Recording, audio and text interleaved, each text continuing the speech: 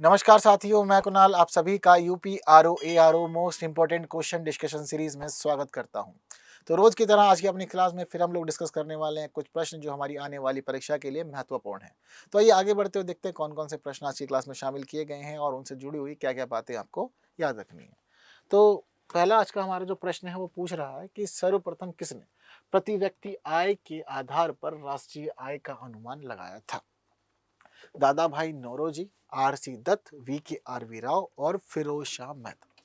तो सबके अपने अपने योगदान है वैसे देखा जाए तो भारत के अंदर, है ना।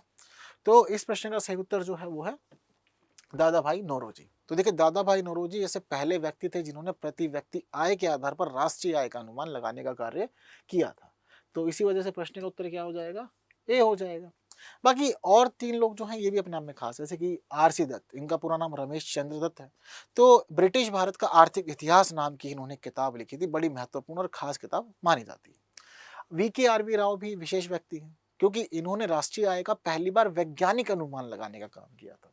तो अगर आपसे पूछता है कि भाई वैज्ञानिक अनुमान किसने लगाया, तो वैज्ञानिक अनुमान के लिए आप वी.के.आर.वी. राव उत्तर चुनेंगे। और प्रति व्यक्ति आय के आधार पर राष्ट्रीय आय का अनुमान, तो ये दादा भाई नौरोजी ने किया था काम। इसके अलावा फिरोज शाह मेहता, तो देखो ये भी खास है क्योंकि उन्होंने मुंबई नगर निगम के लिए नगर पालिका अधिनियम की रूपरेखा तैयार की थी, तो इसलिए ये खास माने जाते हैं। तो सभी खास है, प्रश्न का उत्तर लेकिन एक रहेगा। ठीक है, तो इसी के साथ आगे बढ़ते हैं, हमारा अगला प्रश्न देख लेते हैं क्या कह रहा है। तो अगला प्रश्न कह रहा है हमारा कि बकथॉर्न के बारे में निम्नलिखित कथनों पर विचार करना है। अब क्या है बकथॉर्न, ठीक है। तो यह एक प्रकार की जड़ी बूटी है, यह एक सुपर फूड है, यह वजन बढ़ाने में सहायता करती है।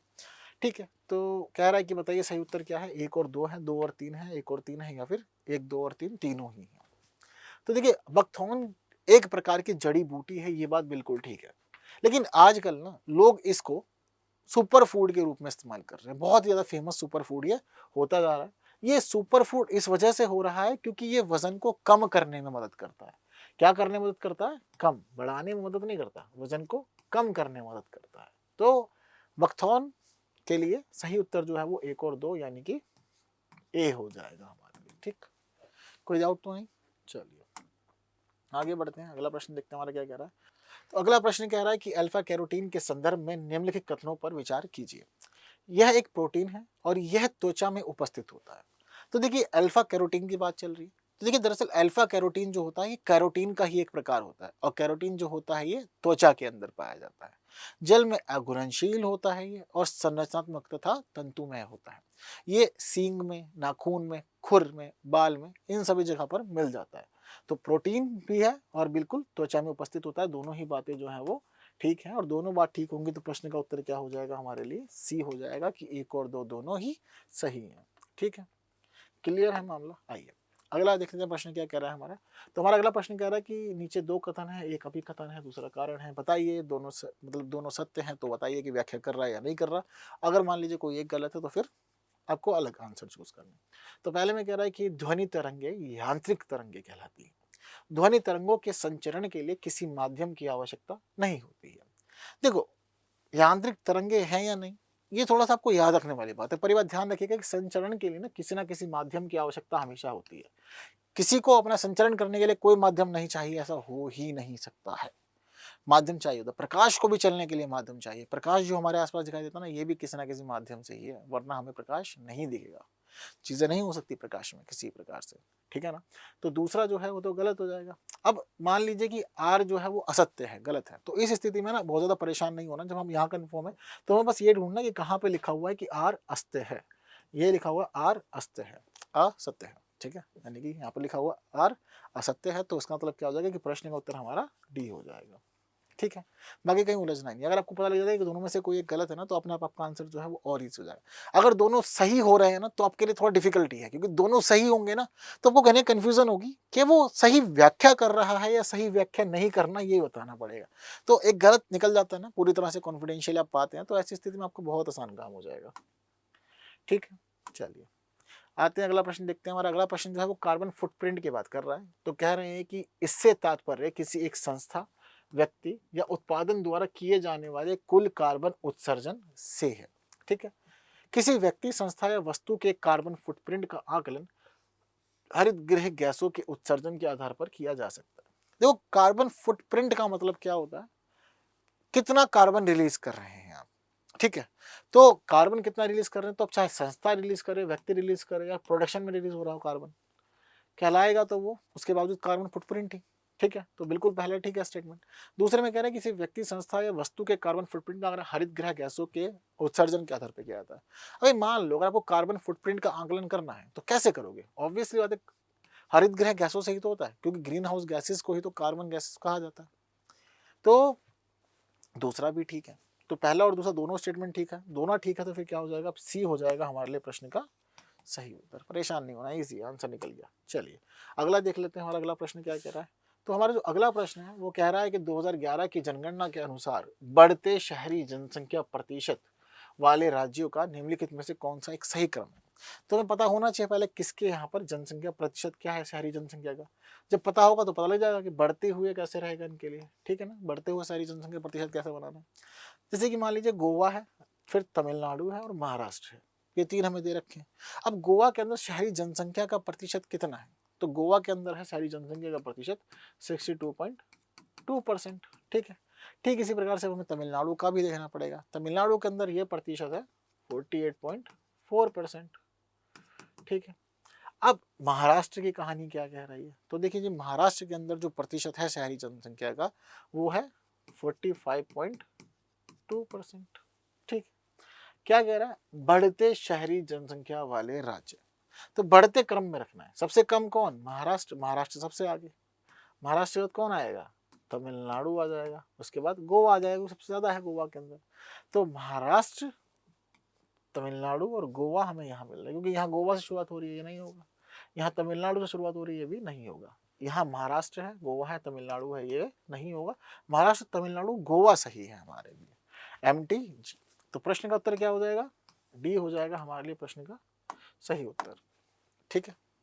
चलिए एक और प्रश्न देख लेते हैं, जनगणना का ही प्रश्न है। कह रहा है कि नीचे एक युग्म दिया है, नीचे एक युग्म सही सुमेलित नहीं है, और कौन सा वाला है इसकी पहचान आपको करनी है। धर्म आधारित जनसंख्या दे रखी है, एक तरफ राज्य दे रखे हैं। कह रहे हैं कि सर्वाधिक हिंदू जनसंख्या क्या हिमाचल प्रदेश में है, अगर है तो सही है, अगर नहीं है तो फिर यही आंसर है। क्या हिमाचल प्रदेश में है, हाँ कह रहे हो, चलो ठीक है, आप लोग कह रहे हो तो मान लेते हैं। तो न्यूनतम हिंदू जनसंख्या के लिए कह रहा है कि मिजोरम में है न्यूनतम जनसंख्या हिंदुओं की, क्या ये सच है, चलो ठीक है ये भी ठीक है।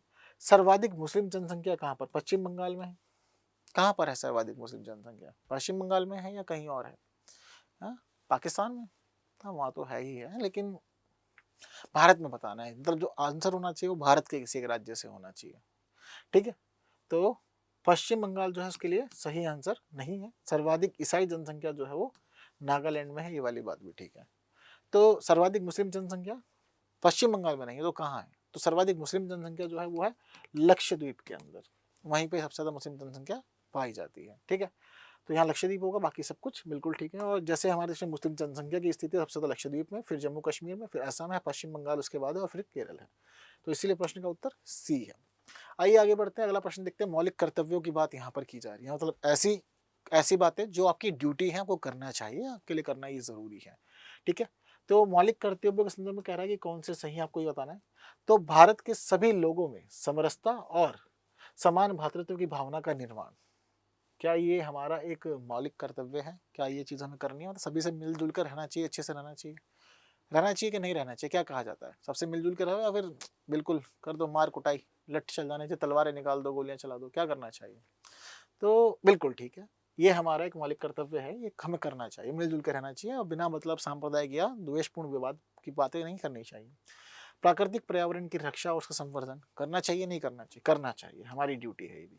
लोकसभा चुनावों में मतदान करना चाहिए कि नहीं करना चाहिए, लोकसभा चुनाव में मतदान करना चाहिए नहीं करना चाहिए। देखो चुनाव कोई भी मतदान सब में करना चाहिए, क्योंकि आपका वोट जो है वो काउंट जरूर होता है, चाहे बेशक वो सरकार बना दे, ठीक है, MLA या MP को चुन ले। अगर नहीं चुनेगा तो वहाँ पे ये बताएगा कि कितने लोग इससे सहमत नहीं थे, कितने लोग इस व्यक्ति के अगेंस्ट थे और किसी दूसरे को पसंद कर रहे थे, तो इसलिए एक वोट करना चाहिए। तो ये भी हमारा एक फंडामेंटल ड्यूटी जो है वो नहीं हो सकता, ठीक है, फंडामेंटल ड्यूटी हमारा नहीं है, मतलब ठीक है करना चाहिए, आदर्शवादी बातें ठीक लगता है, पर ड्यूटी वूटी जैसा ऐसा कुछ इसमें है नहीं है। देश की रक्षा के हमें खड़े होना चाहिए कि नहीं होना चाहिए, ड्यूटी। अगर देश पर संकट में परेशान में तो सबसे पहले देश है, तो देश के लिए सबको खड़ा होना चाहिए, फंडामेंटल ड्यूटी है। तो पहला, दूसरा और चौथा ये हमारी फंडामेंटल ड्यूटी है, मौलिक कर्तव्य हैं, और इसीलिए आंसर क्या हो जाएगा, सी आंसर सही हो जाएगा। टोटल कितने हैं फंडामेंटल ड्यूटीज हमारे पास में? टोटल हमारे पास में 11 फंडामेंटल ड्यूटीज हैं जो आपको पता होनी चाहिए। ठीक है, तो सरदार स्वर्ण सिंह समिति की अनुशंसा पे इसको बनाया गया था, 1946 में शामिल किया गया था 42वें संविधान संशोधन से।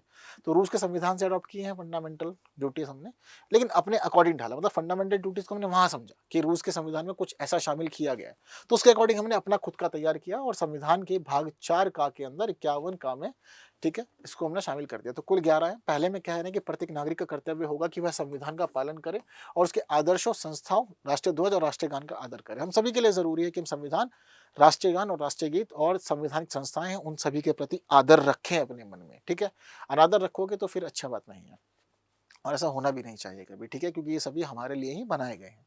स्वतंत्रता के लिए हमारे राष्ट्रीय आंदोलन को प्रेरित करने वाले जो उच्च आदर्शों को हृदय में हम लोग सजाए रखें और उनका पालन करें। जैसे जैसे स्वतंत्रता मिली है, जो राष्ट्रीय आंदोलन वगैरह हुए, उन चीज़ों को हृदय में रखना है। भारत की प्रभुता, एकता और अखंडता की रक्षा करना है, उसको अक्षुण्ण बना के रखना है, ये भी हम लोग का ही एक फंडामेंटल ड्यूटी है। देश की रक्षा करनी है जब भी जरूरत पड़े। ठीक है, इसके अलावा भारत के सभी लोगों में समरसता और समान भातृत्व की भावना का निर्माण करना भी जरूरी है, मिलजुल के रहना चाहिए। हमारी सामाजिक संस्कृति की गौरवशाली परंपरा का महत्व समझें, उसका परीक्षण करना है, ये भी ठीक है। प्राकृतिक पर्यावरण की रक्षा और उसका संवर्धन करना है। वैज्ञानिक दृष्टिकोण और ज्ञानार्जन की भावना का विकास करना है। ऐसा नहीं है तब जो चीज़ें चली आ रही है रूढ़िवादियों में फंसे रहो, नहीं। आजकल समय बदल रहा है, चीज़ें बदल रही है, तो वैज्ञानिक दृष्टिकोण का विकास करना है। चीज़ें आपकी होनी चाहिए प्रैक्टिकल, एनालिटिकल, ठीक है, साइंटिफिक दृष्टिकोण से, अप्रोच से समझना है सब कुछ, और ज्ञान अर्जन करना है, सीखते रहना है। सार्वजनिक संपत्ति को सुरक्षित रखना है, तोड़फोड़ नहीं करनी है सार्वजनिक संपत्ति के साथ में। बेशक सरकार को पसंद कर रहे हो या नहीं कर रहे हो, बातें ठीक लग रही है या नहीं, पर सरकारी संपत्ति को नुकसान ना पहुंचाया जाए और प्राइवेट को भी ना पहुंचाया जाए। ऐसा नहीं कि लोगों के घर पर तोड़ना शुरू कर दो, पर बहुत सारी जगह होता है ऐसा। व्यक्तिगत एवं सामूहिक गतिविधियों के सभी क्षेत्रों में उत्कर्ष की ओर बढ़ने का सतत प्रयास करें। मतलब व्यक्तिगत कार्य गतिविधियां हो या सामूहिक, आगे की तरफ बढ़िए, ऊंचाइयों की तरफ बढ़िए। माता पिता या संरक्षक के द्वारा 6 से 14 वर्ष के बच्चों के लिए प्राथमिक शिक्षा प्रदान करना एक फंडामेंटल ड्यूटी है, जिसको 86वें संविधान संशोधन से शामिल किया गया है। ठीक है, तो सारे के सारे खास है, याद रखिएगा। कई बार प्रश्न बनता है, सीधा प्रश्न बनता है यहाँ से, बहुत इंपॉर्टेंट है। तो हमारा जो अगला प्रश्न है, वो अगला प्रश्न कह रहा है सूचियों के बारे में। 2 सूचियां दी हुई हैं, ठीक है, एक तरफ अनुसूची है और एक तरफ विषय दिए गए हैं। ठीक है, तो अनुसूचियां तो दी गई हैं, पहली, चौथी, पांचवी और सातवीं दी गई है यहाँ पर हमारे पास में। ठीक है, अब सूचियों के बारे में हम लोग देखते हैं कि सबके बारे में अलग अलग बातें हैं, सब अलग अलग चीजें हमें बताती हैं। ठीक है, तो बहुत इजीली चीजों को हम लोग निकाल सकते हैं। जैसे पहली अनुसूची है, परेशान नहीं होना है। पहली अनुसूची में क्या बताया गया, भारत के बारे में बताया गया, इसका राज्य क्षेत्र वगैरह, संघ वगैरह, संघ का क्षेत्र वगैरह क्या है, ये चीज बताई गई है। जहां पर ये मिल रहा है वही आंसर है। जैसे कि दूसरे पे लिखा हो केंद्र एवं राज्यों के बीच शक्तियों का वितरण, ये नहीं होगा। ठीक है, पहले में लिखा हुआ राज्य विधान परिषदों में स्थानों का आवंटन, भारतीय संघ के राज्यों और संघ शासित क्षेत्रों के बारे में। ठीक है, तो तीसरा जो है ये कहाँ जाएगा, ये पहली अनुसूची का हिस्सा है। चौथी अनुसूची में हमें क्या पता चलता है, चौथी अनुसूची में पता चलता है राज्य विधान परिषदों में स्थानों के आवंटन के बारे में किस प्रकार से किया गया। पांचवी अनुसूची बात करती है जनजातीय क्षेत्रों के प्रशासन के बारे में, कि प्रशासन कैसे होगा, वहां पे उनका नियंत्रण कैसे किया जाना है। कहाँ पे लिखा हुआ है, अनुसूचित जनजाति के प्रशासन, क्षेत्रों के प्रशासन के बारे में बात करता है ये। ठीक है, तो चौथा हो जाएगा यहाँ पे। सातवीं अनुसूची तो बहुत ज्यादा आसान है, कोई भी इजीली निकाल सकता है। सबको पता है कि हाँ, संघ की और राज्यों की शक्तियों का विभाजन जो है वो सातवीं अनुसूची में, जहां में संघ सूची, राज्य सूची और संवर्ती सूची देखने को मिलती है। तो कहाँ पर है, केंद्र और राज्यों की भी शक्तियों का वितरण 2। तो 3 1 4 2 है प्रश्न। वैसे आप किसी एक आधे से भी निकाल सकते थे, जैसे कि पहली अनुसूची अगर आपको पता है तो उसके लिए 3 है। अब देखिए यहाँ पर 3 है, यहाँ पर 1 है, नहीं होगा। यहाँ पर 3 है, ये भी हो सकता है, और यहाँ पर 1 है, ये नहीं होगा। अब हम क्या कर सकते हैं, किसी और को पकड़ सकते हैं। जैसे कि सातवीं अनुसूची सबको याद रहती है, शक्तियों के विभाजन की बात करती है, तो क्या होना चाहिए, इसके लिए 2 होना चाहिए। अब यहाँ पर डी के लिए 4 दे रखा है, होगा ही नहीं, गलत हो गया। यहाँ डी के लिए 2 दे रखा है, यही आंसर हो जाएगा। तो सी हो गया हमारे प्रश्न का सही उत्तर। तो 3 1 4 2, 3 1 4 2 यहीं पे मौजूद है। तो जरूरी नहीं है कि सबको सब कुछ जानना है, सब कुछ समझना है। एक आधे के माध्यम से भी आप लोग अपना आंसर निकाल सकते हैं बहुत ईजिली। ठीक है, तो आइए अगला प्रश्न देखते हैं हमारा क्या कह रहा है। तो हमारा जो अगला प्रश्न है वो कह रहा है कि निम्नलिखित में से कौन से देश कैस्पियन सागर से सीमा साझा नहीं करते हैं। ठीक है, ये पूछ रहा है। तो देखिए, कैस्पियन सागर से ना 5 देश सीमा साझा करते हैं। तो 5 में के लिए ऑप्शन तो दे रखा है इन्होंने यहाँ पर, कजाकिस्तान, उज्बेकिस्तान, किर्गिस्तान और तुर्कमेनिस्तान। ठीक है, चलिए एक काम करते हैं, मैप से ही समझ लेते हैं इजी आपके लिए। कैस्पियन सी बीच में है, तो यहाँ पर रशिया है, रशिया के अलावा कजाकिस्तान, तुर्कमेनिस्तान, अजरबैजान और ईरान। ठीक है, अगर स्थान वाले देशों का तो स्थान वाले 2 ही देश हैं, कजाकिस्तान और तुर्कमेनिस्तान जो लगते हैं, बाकी कोई और स्थान नहीं लग रहा है, लेकिन यहाँ सारे स्थान वाले हैं। ठीक, चीज़ें क्लियर हैं सभी को। अब यहाँ पर हमको क्या दिख रहा है, कज़ाकिस्तान सीमा साझा करता है कि नहीं? करता है, जैसे कि बताया। तो ये ठीक है, जहाँ-जहाँ पर एक होगा वो एलिमिनेट हो जाएगा अपने आप ही। चलो जी, सब बाहर आ गए। क्या बच रहा है? बस बी बच रहा है। लीजिए, ऐसे ही आंसर आ गया पहले से ही। ठीक है, तो कज़ाकिस्तान इसका हिस्सा है और साथ-साथ में तुर्कमेनिस्तान भी इससे सीमा साझा करता है। उज़्बेकिस्तान और किर्गिस्तान सीमा साझा नहीं करते हैं। तो यही हो जाएंगे हमारे प्रश्न का उत्तर, यानी कि बी है प्रश्न के लिए सही उत्तर। ठीक है, चलिए, तो इसी के साथ आज की क्लास को हम लोग समाप्त करते हैं, क्योंकि जितने महत्वपूर्ण प्रश्नों पे हमें बातचीत करनी थी, उन सारी भी प्रश्नों पे हम लोगों ने बातचीत कर ली है। तो बस आज की वीडियो में इतना ही। बाकी आपको पसंद आई है चीज़ें, कुछ नया जाना सीखा है तो लाइक कीजिए, बाकी साथियों तक शेयर ज़रूर कीजिए। बाकी की बातें करेंगे अगली वीडियो में कुछ नए विषयों के साथ। तब तक के लिए दीजिए मुझे विदा। Thank you so much.